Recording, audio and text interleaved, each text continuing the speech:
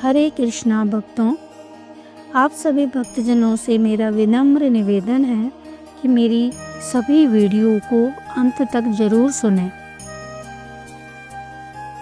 इन सभी वीडियो में मैंने अपना कोई पर्सनल ज्ञान आपको नहीं दिया है।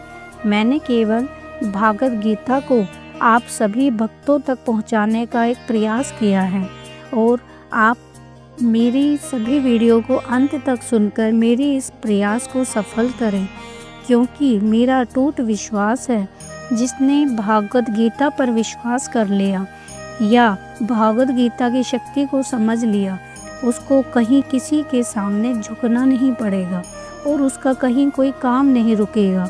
तो मेरे विश्वास को आप अपना विश्वास बनाकर भगवान की भक्ति करते हुए भागवत गीता का आनंद लें। कृष्ण भगवान का आशीर्वाद महसूस करते हुए इसका आनंद लें। तो आज मैं आरंभ करती हूँ अध्याय 2 का भाग 4। भागवत गीता में आगे कहा गया है, शिक्षा देने के लिए भगवान से प्रार्थना करके अब अर्जुन उस प्रार्थना का हेतु बतलाते हुए अपने विचारों को प्रकट करते हैं।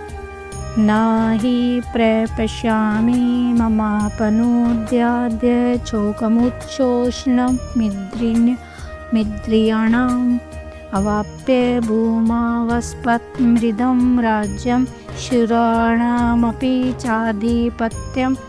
अर्थात क्योंकि भूमि में निष्कंटक धन धान्य संपन्न राज्य को और देवताओं के स्वामीपने को प्राप्त होकर भी मैं उस उपाय को नहीं देखता हूँ जो मेरी इंद्रियों के सुखाने वाले को शोक को दूर कर सके। इस श्लोक में अर्जुन के कथन का यह भाव है कि इस श्लोक में अर्जुन ने भगवान से शिक्षा देने के लिए प्रार्थना की है, इसलिए यहाँ यह भाव प्रकट करते हैं कि आपने पहले मुझे युद्ध करने के लिए कहा है, किंतु उस युद्ध का अधिक से अधिक फल विजय प्राप्त होने पर इस लोक में पृथ्वी का निष्कंटक राज्य पा लेना है।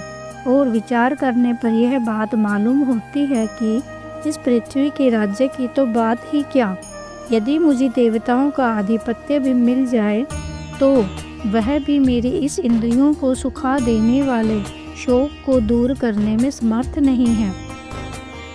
अतएव मुझे कोई ऐसा निश्चित उपाय बतलाइए जो मेरी इंद्रियों को सुखाने वाले शोक को दूर करके मुझे सदा के लिए सुखी बना दे।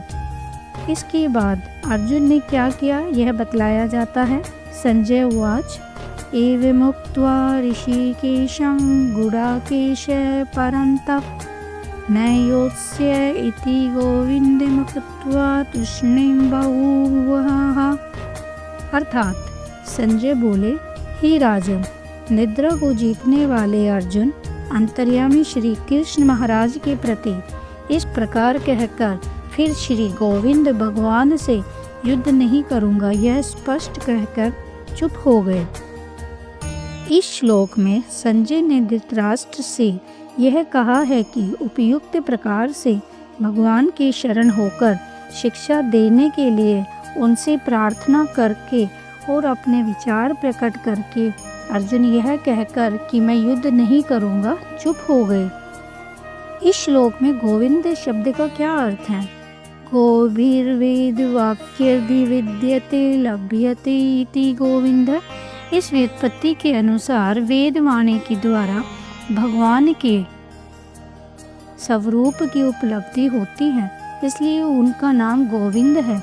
गीता में भी कहा है, वेदश्च सर्वैरहमेव वेद्य, संपूर्ण वेदों के द्वारा जानने योग्य मैं ही हूँ।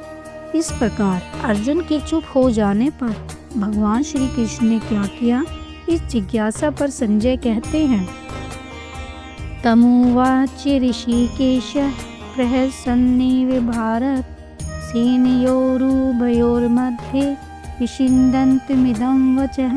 अर्थात हे भरतवंशी धृतराष्ट्र, अंतर्यामी श्री कृष्ण महाराज दोनों सेनाओं के बीच में शोक करते हुए उस अर्जुन को हंसते हुए से यह वचन बोले। इससे संजय ने यह भाव दिखलाया है कि जिन अर्जुन ने पहले बड़े साहस के साथ अपने रथ को दोनों सेनाओं के बीच में खड़ा करने के लिए भगवान से कहा था, वे ही अब दोनों सेनाओं में स्थित स्वजन समुदाय को देखते ही मोह के कारण व्याकुल हो रहे हैं। उन्हीं अर्जुन से भगवान कहने लगे, हंसते हुए इस वचन में बोले, इस वाक्य का क्या भाव है। इस वाक्य से संजय इस बात का दिग्दर्शन कराते हैं कि भगवान ने क्या कहा और किस भाव से कहा। अभिप्राय यह है कि अर्जुन उपयुक्त प्रकार से शूरवीरता प्रकट करने की जगह उल्टा विषाद कर रहे हैं तथा मेरी शरण होकर शिक्षा देने के लिए प्रार्थना करके मेरा निर्णय सुनने के लिए पहले ही युद्ध न करने की घोषणा भी कर देते हैं। यह इनकी कैसी गलती है। इस भाव से मन ही मन हंसते हुए भगवान ये सब वचन बोले। ओम नमो भगवते वासुदेवाय नमः।